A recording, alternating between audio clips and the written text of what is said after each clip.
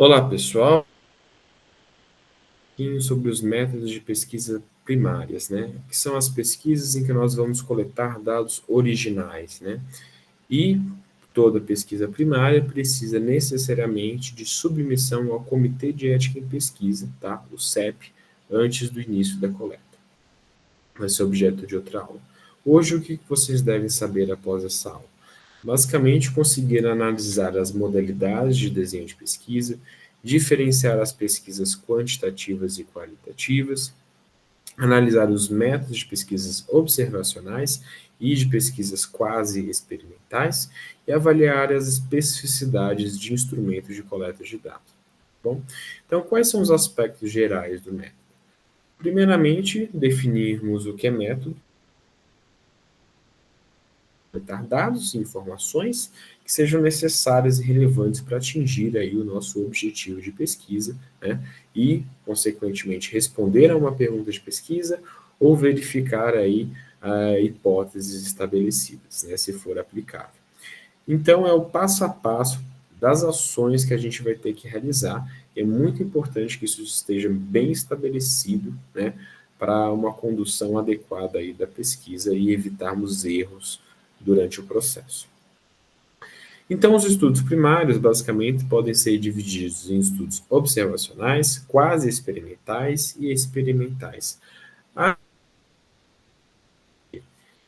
Nos estudos observacionais, a gente apenas acompanha uma amostra, ou seja, um conjunto de participantes de pesquisa, né, de pessoas dentro de uma população maior, que a gente vai coletar dados, né, mas sem colocar nenhuma intervenção nesse grupo. Nós apenas vamos observar, né, dados existentes. Já os estudos quase experimentais e experimentais, existe uma intervenção, ou seja, você vai inserir algo nessa realidade, né? A diferença do quase experimental para o experimental é que em ambos nós geralmente definimos um grupo de intervenção e um grupo controle, que é um grupo sem a intervenção. A diferença é que no quase experimental nós não temos uma aleatorização. Os grupos não são aleatórios, né? Existe algum aí possível viés de seleção nesses grupos, né? Já nos estudos experimentais existe uma aleatorização, então as pessoas são atribuídas a um grupo ou outro de uma forma aleatória, né? Por exemplo, se eu quero estudar os efeitos de uma disciplina eletiva na formação de estudantes, né, é um estudo quase experimental, porque eu vou coletar dados de quem fez eletivo e de quem não fez e avaliar o possível efeito.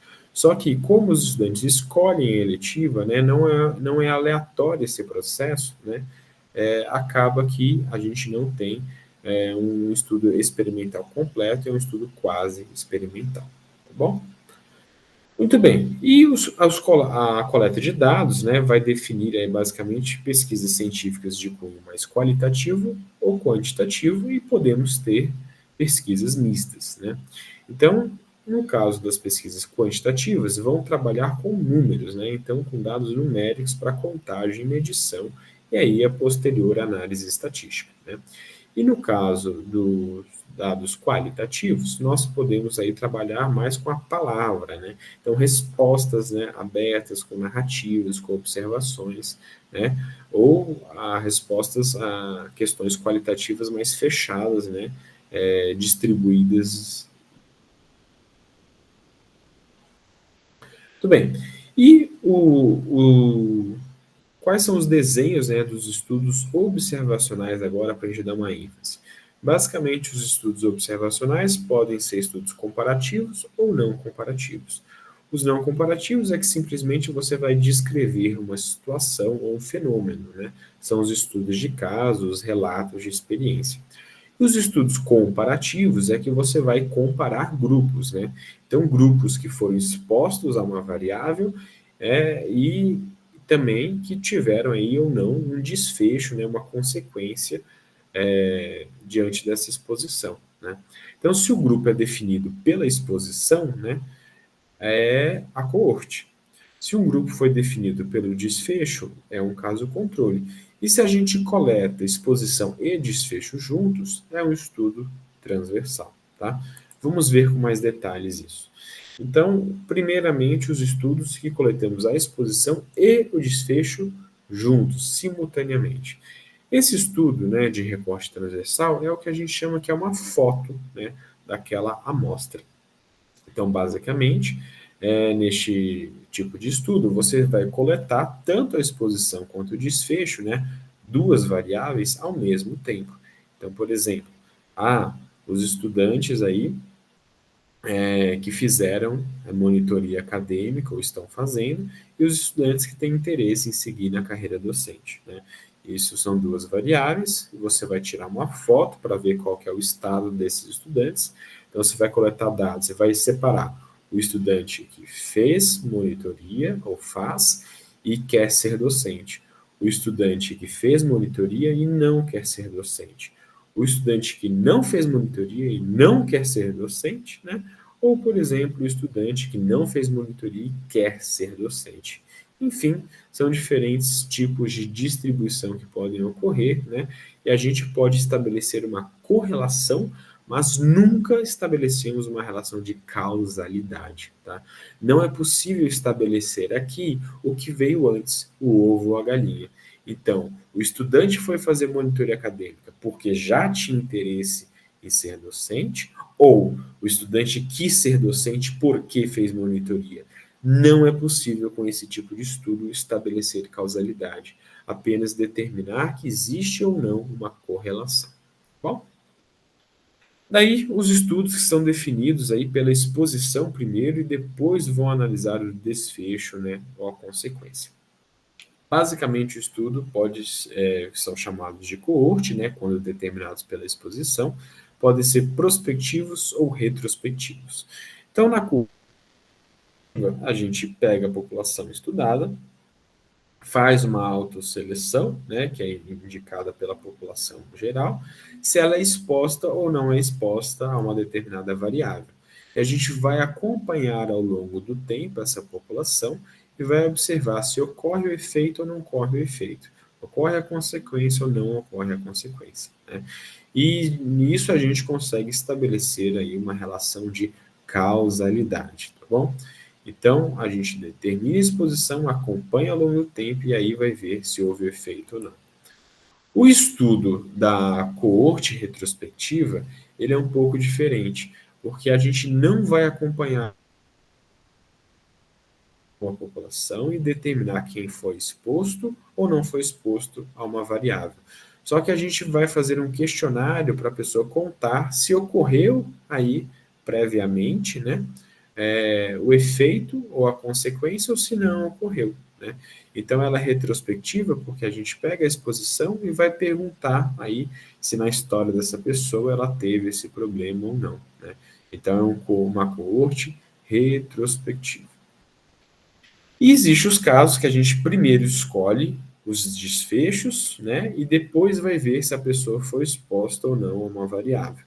Então, a gente pega a população estudada, né, para fazer um estudo de caso-controle, que é determinado aí pela o desfecho primeiro, e a gente vai ver um grupo que teve a consequência que a gente quer estudar, né, o efeito, e um grupo que não teve, né, os controles. Então, a gente aplica aí, por exemplo, um questionário, faz uma análise de dados e vê se essas pessoas que tiveram o efeito, a consequência, eram expostas ou não eram expostas, né, ao que se quer investigar. Então, utilizando aquele nosso exemplo, né, por exemplo, se a gente quer avaliar se monitoria acadêmica influenciou ou não a escolha docente, a gente pode escolher um grupo de aí profissionais de saúde que escolheram ser docentes e um grupo que escolheu seguir apenas a assistência e não seguir a docência. E fazer um questionário e perguntar: você fez monitoria? Você não fez monitoria? E assim por diante para o outro grupo e tentar estabelecer aí uma correlação. Bom, então são os diferentes tipos de estudo aí observacionais. Bom, e os desenhos de estudo quase experimentais, né? Basicamente, né, relembrando que o estudo quase experimental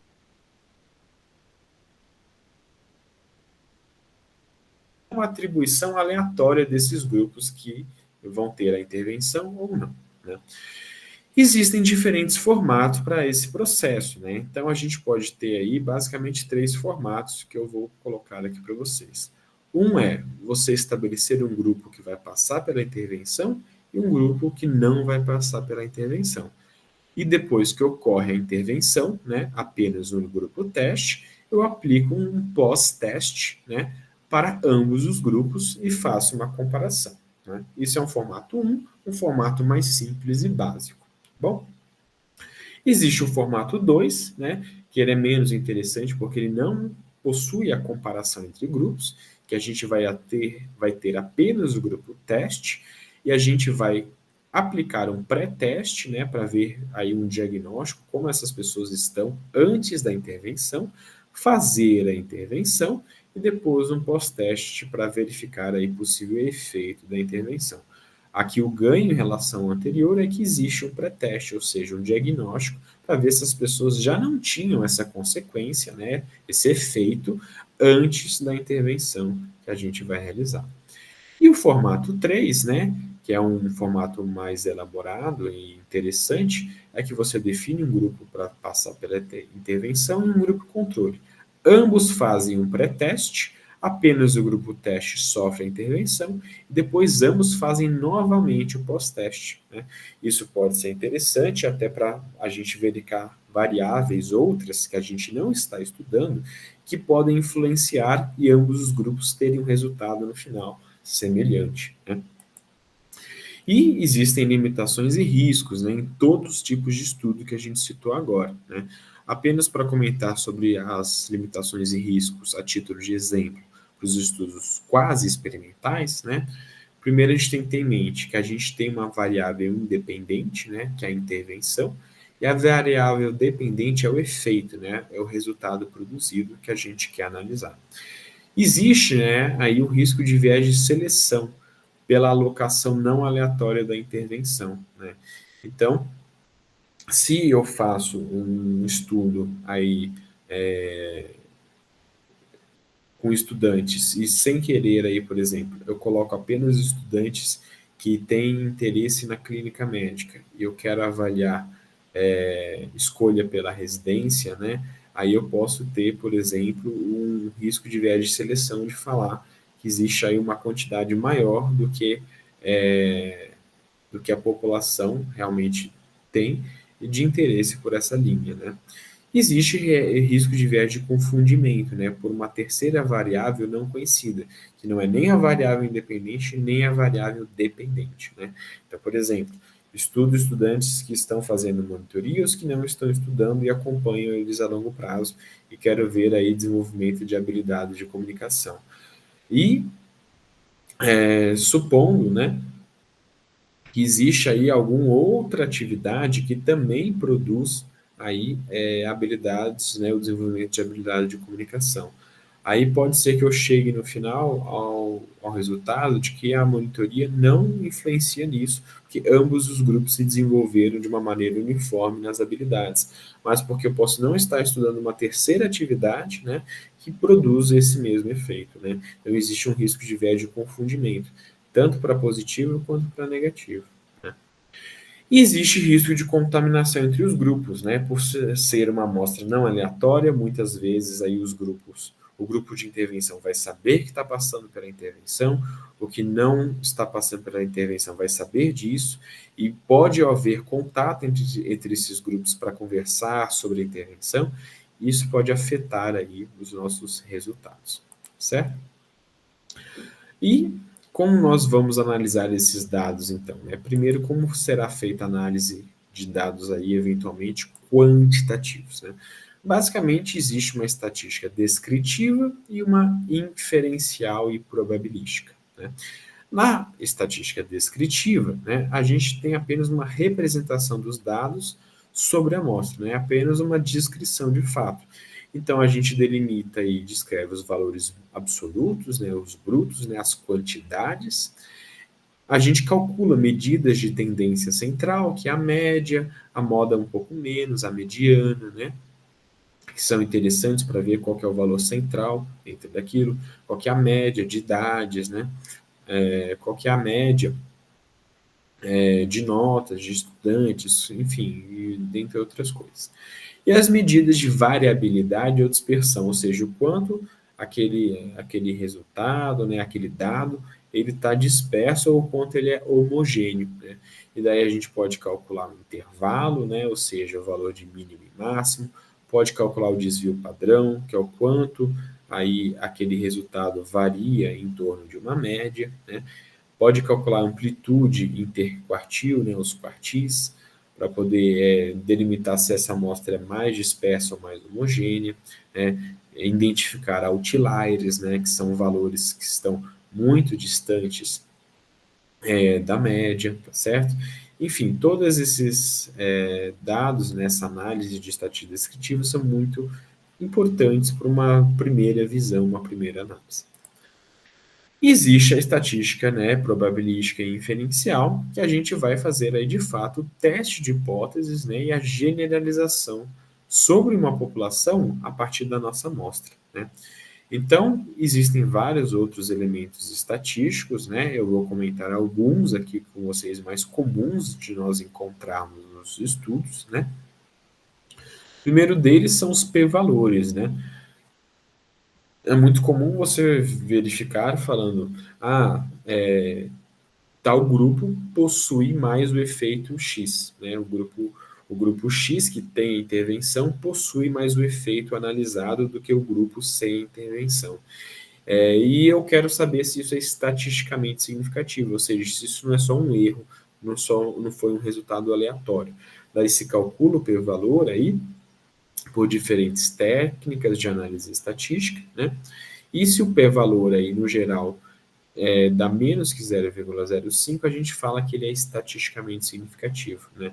A gente fala aí que a gente está com um nível de significância de 5%, ou seja, há uma probabilidade menor do que 5% daquela relação estabelecida ser falsa, né? De ser uma inverdade, né?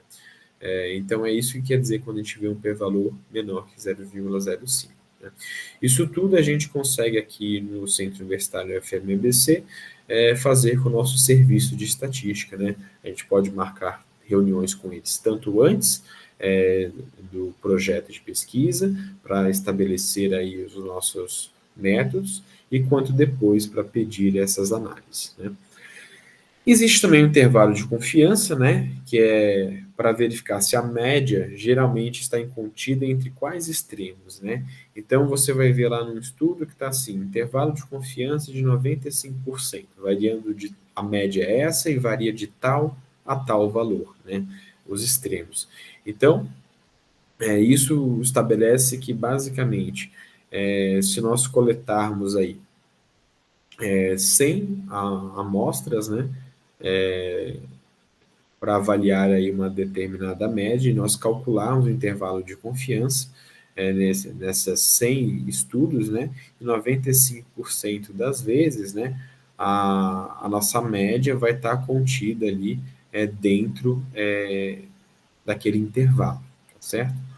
Então, isso é muito importante aí para a gente ver o quanto esse intervalo pode ser amplo ou não, né?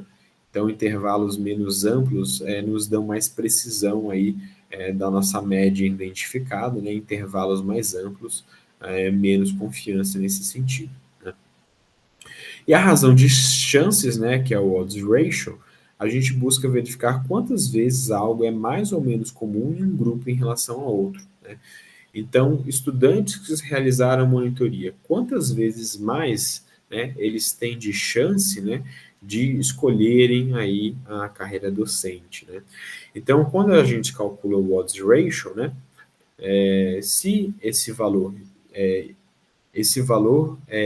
pode aparecer no intervalo, né, mas se ele inclui esse intervalo, né, se ele inclui o número 1, né, então não há aí uma diferença, né, significativa entre um grupo e o outro. Se o intervalo dá, né, e o valor geral dá maior do que 1, a gente possui aí uma relação positiva. E se dá menor do que 1, uma relação negativa, né? Vou dar um exemplo. Se a gente tem uma razão de chances aí de 4, né? isso representa aí, na verdade, 400%, ou seja, um grupo possui 300% de chance a mais, né, de escolher docência se tiver feito monitoria, no caso aí de uma relação positiva. Ou a gente pode ter um odds ratio aí de meio, né, 0,5, né? Ou seja, isso quer dizer que o grupo que fez monitoria teria aí 50% de chance a menos de escolher a docência do que quem não fez, né? Então é isso que quer dizer o odds ratio. E ele é muito interessante para a gente ver aí possível potência, né, intensidade de influência de uma variável ou outra em um efeito, certo? Daí a gente vai para análise de dados qualitativos, né, para trabalharmos com as palavras. Basicamente, eu estou abordando aqui o conjunto de técnicas que a gente chama de análise de conteúdo, né, que foi proposta aí pela professora Lawrence Bardan, né, que é a autora mais famosa nessa linha. Hoje em dia existem outros tipos de análise qualitativa, né, análises textuais, análises discursivas, análise textual discursiva, né, mas essa é uma primeira técnica muito utilizada. Na análise de conteúdo, a gente faz análise de dados textuais, né, respostas abertas de narrativas, né. Então, basicamente, seguindo 4 etapas, né. A primeira delas é a pré-análise, que é o estabelecimento do corpus. O que é o corpus? É o conjunto de documentos, né, o conjunto aí de fontes de dados que você vai analisar, né. E daí a gente parte para uma leitura flutuante. Então, por exemplo, se for um conjunto de respostas aí de um questionário, né? Esse é o corpus, né? As respostas ao questionário, e você vai realizar uma leitura flutuante, ou seja, você vai ir e voltar lendo as respostas, né? Sequencialmente, tendo em mente qual hipótese você gostaria de verificar, ou a criação, né? A identificação de possíveis hipóteses seriam interessantes de serem estudadas. Isso é a fase de pré-análise. Ou você vai pegar aí um conjunto de documentos, né, para analisar. Então, você quer analisar as provas de estudantes de uma determinada área. Você quer analisar aí um conjunto de entrevistas, né? Enfim, você quer analisar aí um conjunto de documentos oficiais, curriculares, né? Isso tudo pode ser o seu corpus. Ou um conjunto dessas fontes de dados que eu mencionei. Daí a gente passa para a exploração, né, que é a determinação da unidade de contexto e de registro. Basicamente, assim, a unidade de contexto é qual é a unidade, né, o segmento desse corpus que minimamente é necessário para você conseguir compreender o sentido do que está escrito ali, né? Então, por exemplo, num conjunto de resposta ao questionário, a resposta como um todo pode ser uma unidade de contexto, né? Numa análise de uma entrevista, né, pode ser um conjunto aí de respostas associadas a um tema. Na análise de um livro, na análise de um documento, pode ser um capítulo dele, né? Enfim, qual vai ser a unidade de contexto necessária para você conseguir analisar os significados. E a unidade de registro é o segmento menor, né? É a unidade com que a gente vai trabalhar para, de fato, fazer uma interpretação depois, né? Então, por exemplo, se nós temos lá uma resposta a um questionário, é uma resposta lá de 5 ou 6 linhas, né? Então, um segmento dessa resposta, né, uma palavra que seja, um conjunto de palavras, né, uma frase, pode ser aí uma unidade de registro, que é a unidade mínima, né, necessária para a gente extrair um significado. Daí a gente vai fazer um processo de tratamento desses dados, que consiste na codificação e categorização, né? Então, basicamente, durante o processo de codificação, a gente vai pegar essas unidades de registro e a gente vai trabalhar com elas para criar aí, por exemplo, indicadores ou palavras sínteses que representem essa unidade de registro. Então, você vai interpretar, por exemplo, a fala de alguém numa entrevista diante da pergunta que foi colocada e vai falar, essa frase toda quer dizer aí uma ou duas palavras, isso daí você está criando um indicador, né? Isso é o processo de codificação. E daí existe o processo de categorização, que consiste basicamente em, depois de você criando esses indicadores, né, essas palavras síntese, você vai agrupá-los em categorias, né?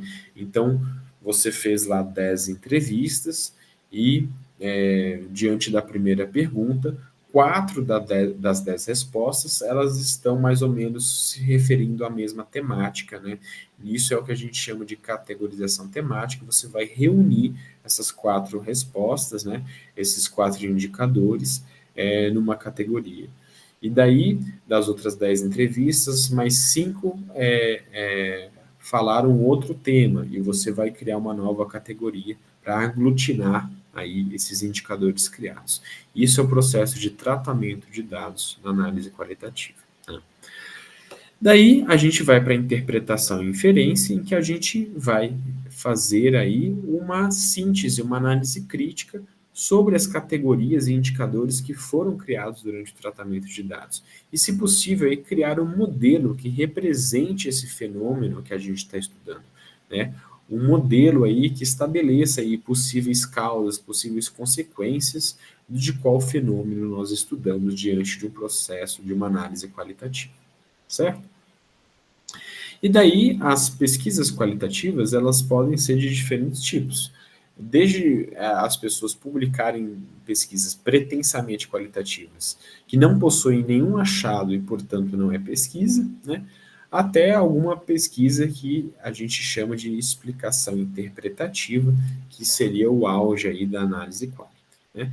Então, basicamente, quando nós temos pesquisas sem achados ou que simplesmente transformam aí falas de estudantes, né, respostas a entrevistas, a questionários, num conjunto de tópicos, isso apenas é uma reprodução de dados, né? É uma pesquisa em tópicos e é uma pesquisa qualitativa com um significado mais restrito, né? E sem um potencial de impacto maior científico. Já a pesquisa temática, ela começa a entrar no que a gente de fato chama de pesquisa qualitativa, no sentido que produz, né, informação nova. Então, a pesquisa temática é quando já ocorre uma transformação mínima dos dados, né? Então, você não vai apenas representar, né, as respostas lá entre aspas, você vai transformar essas respostas lá entre aspas em outras palavras que já possuem alguma transformação diante da sua interpretação, tá bom? Já na descrição temática ou conceitual, né, a gente entra no tipo de pesquisa que a gente chama de descrição conceitual, em que há uma reformulação do fenômeno. A gente não apenas fez uma interpretação das respostas, mas como a gente faz uma reformulação, criando aí uma análise mais autoral, né, mais crítica sobre o porquê pode estar acontecendo aquele fenômeno ou não. Né? E o estudo de explicação interpretativa é quando a gente usa essa análise de dados para criar um modelo explicativo coerente e que possa propor causalidade aí entre os efeitos observados, né, e as consequências observadas diante de um determinado fenômeno educacional, por exemplo. Né? Então, seria o mais alto grau em que você produz algo absolutamente novo para estabelecer um modelo. Bom, tudo bem. Daí, por fim, como nós devemos coletar dados, né? A gente pode coletar de diferentes formas, seja o seu estudo com desenho que for, seja quantitativo, qualitativo ou misto, né? A gente pode utilizar um questionário. Então, a gente tem que se perguntar aí qual vai ser o tipo de questionário mais interessante para a gente coletar os dados que a gente precisa, né, para atingir o nosso objetivo. Então, você vai usar um questionário 100% autoral, ou um questionário padronizado, que já foi usado em outras pesquisas, né? Ou um questionário misto, vai usar um questionário padronizado e vai criar questões autorais, né? Vai ser de uma aplicação guiada ou auto-aplicação? Aplicação guiada é que você vai orientando o participante da pesquisa para responder à pesquisa. Ou auto-aplicação, que a pessoa vai responder sozinha sem orientação. Né? Vai ser um questionário distribuído de forma online, por Google Formulários, de forma presencial, por questionários impressos, ou de forma mista. Vai ser um questionário anônimo, né, ou confidencial, ou misto? O anônimo é aquele que você não tem possibilidade alguma de identificar o respondente. O confidencial é aquele que você identifica algum dado que é possível identificar a pessoa, mas que você vai manter sob sigilo e não vai divulgar isso de forma alguma, né? Você vai utilizar perguntas, né, para montar um questionário que devem ser perguntas compreensíveis e objetivas ao nosso público-alvo. Não pode haver dúvida, né? E nós devemos evitar perguntas que induzam as respostas, né? Isso é muito importante para manter a ética aí da pesquisa. E podemos usar questões fechadas ou abertas ou mistas, né? As questões fechadas são aquelas de múltipla escolha, então vai ter algumas opções, a pessoa pode escolher uma resposta.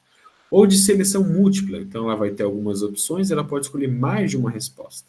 Ou em escala Likert, em que vão ser opções padronizadas, mas, por exemplo, a gente pergunta o quanto você acha relevante o programa de monitoria para a formação acadêmica. Aí você vai colocar lá uma escala Likert, por exemplo, em 5 pontos que a gente chama. E a pessoa vai colocar muito relevante, relevante, aí indiferente, pouco relevante, nada relevante. Então, assim, é uma gradação, né? Mais ou menos com a mesma distância entre uma resposta e outra, né? Que permite aí a gente depois analisar com maior precisão se as pessoas são mais positivas ou negativas sobre aquela impressão delas, né? E podem ter questões abertas aí que são respostas absolutamente livres em que a pessoa vai poder escrever o que ela desejar. De qualquer forma, qualquer questionário é importante que se faça um teste piloto, né? Que é uma aplicação, teste numa pequena amostra, né, que a gente desejaria estudar, para a gente verificar erros no questionário, dúvidas que os participantes possuem, né, e poder aprimorar o questionário antes de fato, divulgá-lo, né, de uma forma mais ampla para coletar os dados. Porque se houver algum erro de interpretação ou erro no questionário, e depois de coletado uma grande amostra, você identificar esse erro, pode ser que inviabilize, prejudique aí o seu projeto de pesquisa, tá certo? Daí a gente pode fazer uma entrevista individual, né? Pode ser online, pode ser presencial ou de forma mista, né? Algumas você vai fazer online, outras presenciais. E como você vai registrar essa entrevista, né? Ela poderia ser até apenas escrita na hora, mas o mais interessante é que ela seja gravada, né? Seja em áudio ou em áudio e vídeo, né? Com gravador, né? Por exemplo, do celular mesmo, ou pelo Google Meet, né? Ou outra plataforma para a gente gravar e depois transcrever essa entrevista para análise de dados, né? É importante que se evite perguntas que induzam a resposta, né, que tentem colocar a resposta que você deseja, né? Então tem que ser uma pergunta um pouco mais aberta. E é interessante aí que se organize bem um agendamento prévio dessas entrevistas, num ambiente reservado e calmo, né? Veja se o participante realmente quer participar de uma forma voluntária, né? E se ele está com tempo para aquilo, né? E ouvir ativamente o participante durante a entrevista e sem julgar, né, de forma alguma.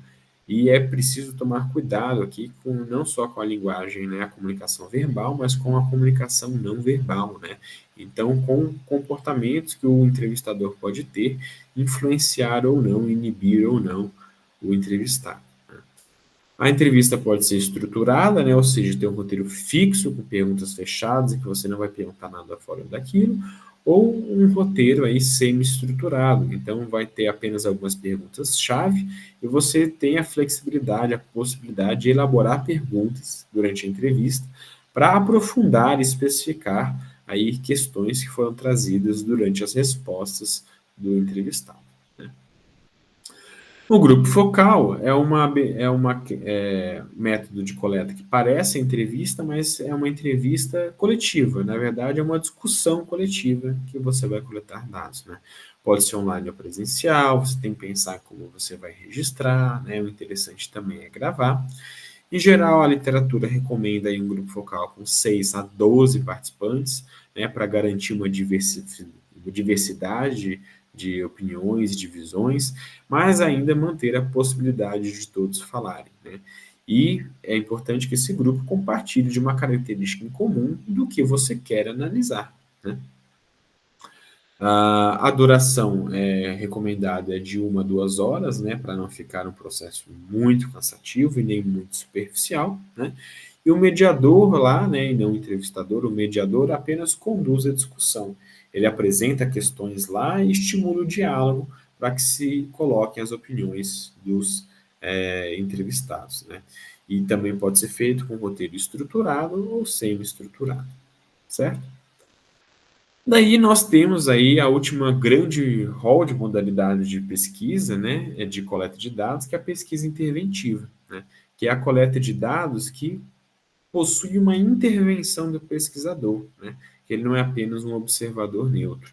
Então, é muito interessante para a pesquisa interventiva. Primeiro, a gente realize um diagnóstico situacional, né, e então coloque aí uma proposta de intervenção que a gente vai querer coletar dados sobre essa proposta de intervenção, né?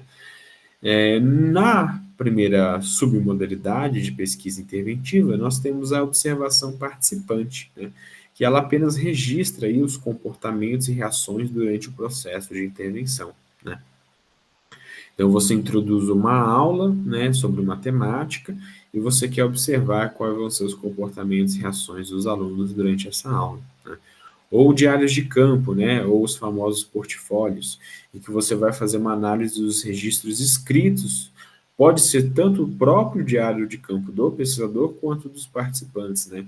Então, um diário de campo, né, ou portfólio que os estudantes escrevam ao longo de uma disciplina, do curso, né? E você pega esse material para analisar. E os produtos, né? Então, você vai fazer uma análise de uma produção dos participantes. Você aplica lá uma disciplina e no final você pede para que escrevam um relato, uma reflexão, uma redação, né? Ou que produzam alguma coisa e você vai fazer uma análise desse material, certo? Isso é uma outra possibilidade.